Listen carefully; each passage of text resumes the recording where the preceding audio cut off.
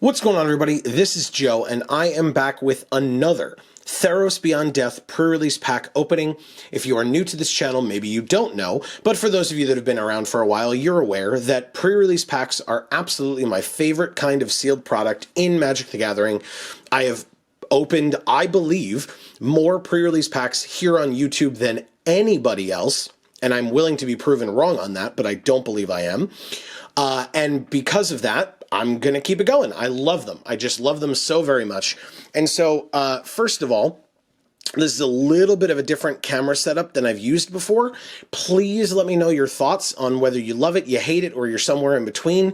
I'm sure I'll have my own feedback for myself, but I would love to hear yours as well.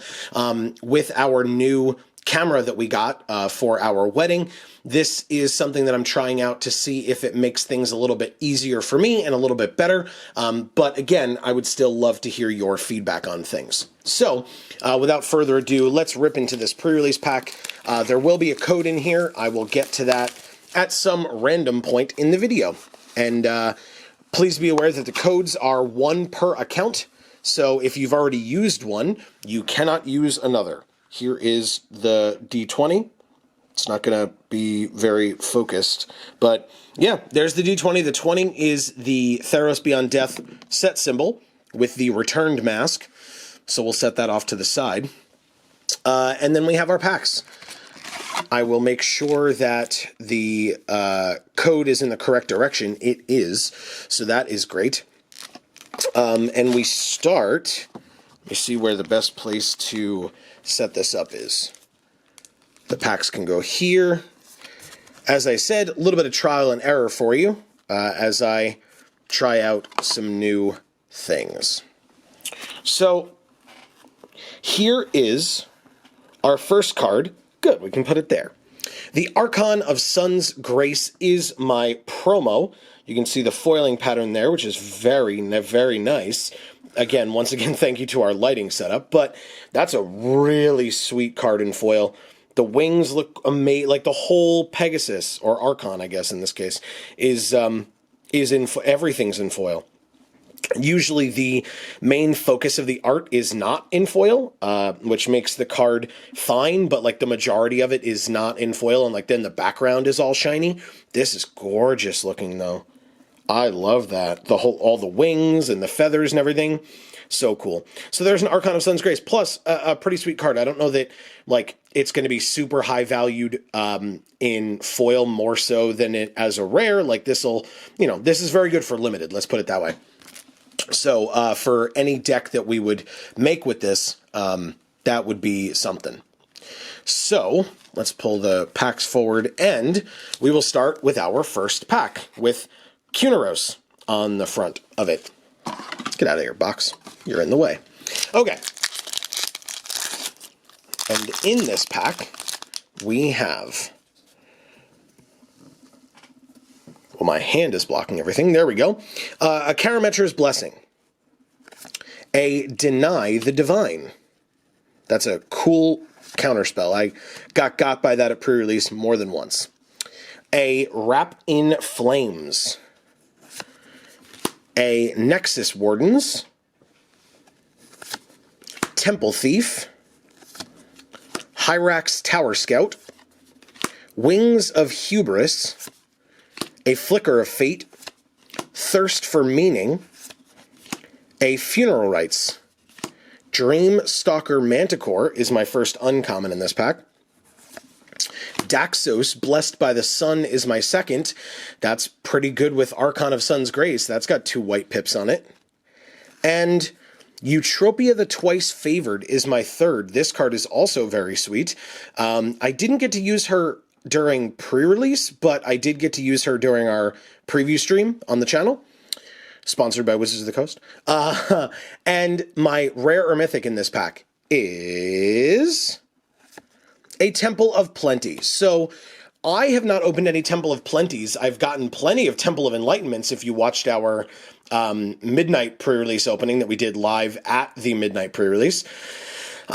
Usually I do not like opening temples in pre-release kits because then like it's sure if they go in your deck, that's great. But if you're a 2-color deck, you don't really need these. And I'd much rather have like bombs or things like that. Those are always nicer to open. But now that I'm just doing openings for myself, this is not that bad to have. Temples are important and good. So yeah, this is my Temple of Plenty. So far, we look like we might be white in this pack. So there's that. Behind that is a mountain and a nightmare token. I haven't gotten one of these yet. So there you go. An Ashiok nightmare token that you get from Ashiok. Awesome. We have Calyx on our next pack here. What does Calyx have in store for us? So the rare was not as exciting, but we did get Daxos, so that's why I say I can lean a little bit more towards white if I want at this point. We have a Triumphant Surge, a Starlit Mantle, Hero of the Games, a Relentless Pursuit, Nyxborn Marauder, Arena Trickster, Pious Wayfarer, a Captivating Unicorn, Inspire Awe. We have our first uncommon is an alt art Anax Hardened in the Forge. Again, if you watched our midnight video, this guy loves us. And even in alt art, this guy loves us. I think I have over a playset of alt art Anaxes, and I think I have at least one in foil, if not two. So, Anax, thanks. It's good to see you. Wow. Okay. Speaking of, we have Daxos, we have Anax, now we have Timuret, chosen from death. We're getting all the demigods in this kit. Interesting. And they do not work well together because they're all devotion based. But that's fine. He's our second uncommon, and a Soul Guide Lantern is the third. This could go in any deck if you really wanted to play it. And my next rare or mythic is a Gravebreaker Lamia. This card's fine. It's 5 mana for a 4/4 lifelinker, and it does things, getting stuff into your graveyard, which black wants to do. So yeah, this card's fine for that. I don't know that I've seen a ton of like escape synergies and stuff yet from this kit, but it's possible. Behind it, a foil common in Revoke Existence. Now, notably, it is a white common, at least based on some of the other things that we've gotten, including foils, or our promo. But yeah, that's pretty sweet in foil. That white light coming down through him. Let me see if I can catch that properly without just glare for you. There we go. Wow. Look at that. That's really sweet. I like that a lot. Okay. So behind the Revoke Existence, an island, gorgeous art on all of these full art basics, and a human soldier token. Kuneros again on the front. He didn't have a great rare for us inside last time. Well, that's not fair. Temples are fine. They're not great for kits, but they're fine rares in general. Let's see what this one has for us. We start, with a Karametra's Blessing. Card's fine. Been blown out by that one as well. Elite Instructor, Final Flare, Transcendent Envoy, a Lampad of Death's Vigil, a Nexus Wardens, an Arena Trickster, Pious Wayfarer, Captivating Unicorn. We had those two in that same order in the last one, and Inspire Awe. Interesting. Ooh, a Gray Merchant of Asphodel. So yeah, it's possible we go white-black.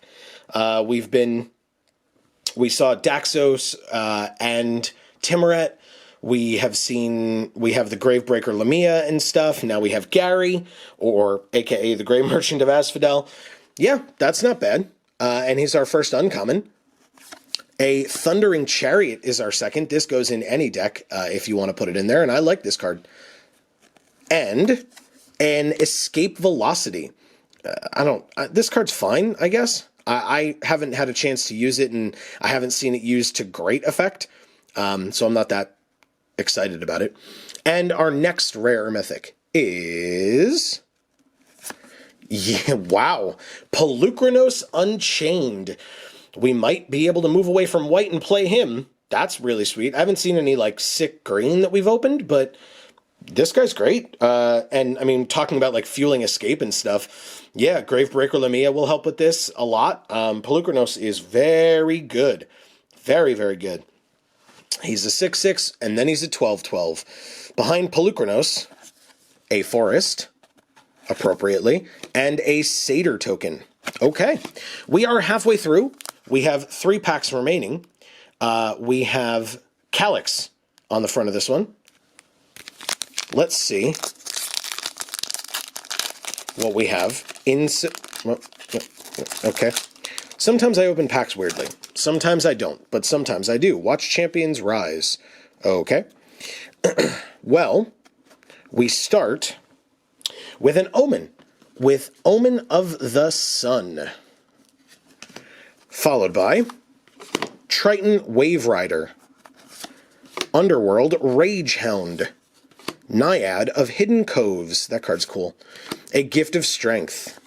Underworld Charger. There's another good escape card, although I don't know that we would want to take too much in our graveyard away from Pelucranos, but, you know, if we don't get Pelucranos, if it's near the bottom of our deck, then we're going to need other things that are benefiting from our escape things. So there's an Underworld Charger, another Captivating Unicorn, another Inspire Awe, Final Death. That is a very good card to go in a black deck, I'll tell you what.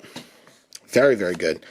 A Devourer of Memory is our first uncommon. I don't know that this goes in, but maybe. Yeah, I mean, we would have to see what our blue looks like. I would highly doubt it, to be honest. Whoops. A Favorite of Iroas. This card is cool, and that is on the card?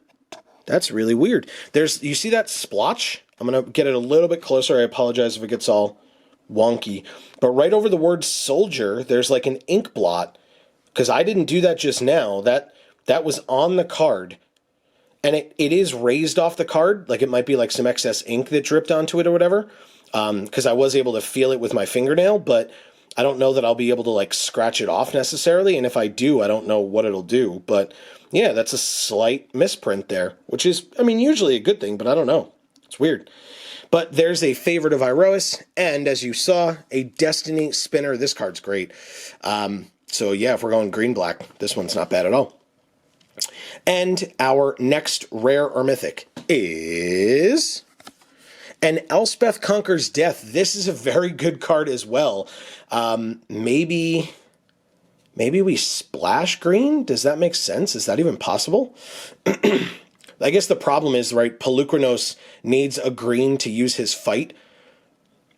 That's a tough choice. That's a very tough choice. But yeah, because this is a very good white card. We already have our promo and Daxos in white as well. Wow. Yeah, very tough choices. This card's great. Behind it, we have a foil rare. Hell yeah. In Storm's Wrath. Again, I don't know that we use it. The kit has not been, like, super heavily obviously red. But this is a sweet card. Essentially a board wipe, 4 damage to each creature and each planeswalker. Seems very good. This was in our 7-win deck from Sealed on Arena during our sponsored preview stream. That's a gorgeous foiling too. Very nice. Okay, I'm happy to have this. Behind the foil Storm's Wrath, another island, and an elemental token. I don't think I've gotten this one either. That's really cool too. Speaking of things, here is this for all of you. This is a code for MTG Arena. Once again, I hope that you can see it. Please feel free to pause the video and use it. This is a thank you to all of you for watching. We really appreciate it. We don't usually do giveaways or things like that, but obviously we can only use one as well, and I did some pre-releases off camera, quote unquote.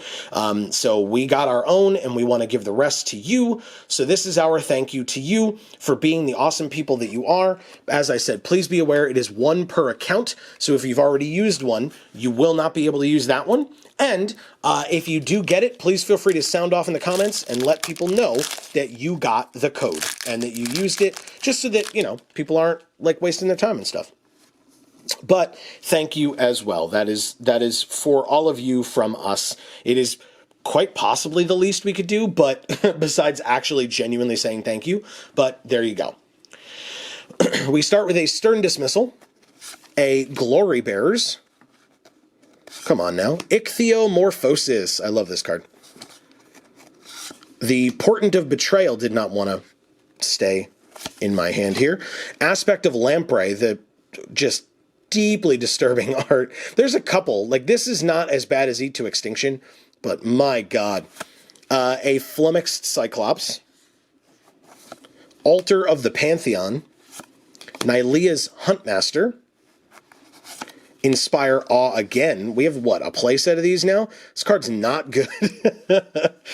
We have a Phalanx Tactics is our first uncommon. This is not bad.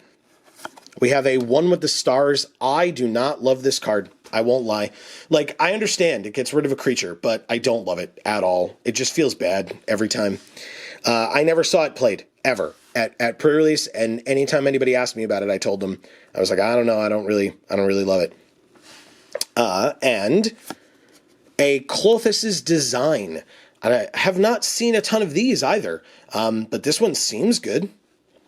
And my next rare or mythic, my second to last, is a Gallia of the Endless Dance. I don't think this gets in. We haven't really seen a ton of red besides Storm's Wrath. Like, I just don't think this one, for this particular kit, I don't think this is where we're going. But it's a fine card. Behind her, we have a foil. It is a foil uncommon in Inevitable End. Whoa. That looks so cool. I would play this if we were playing black, which we probably are because we got Pelucranos. So, yeah, I would definitely play this. That's sweet. Check that out. I like, I'm trying to get it without any glare. And it's not going to work perfectly, but we're going to try.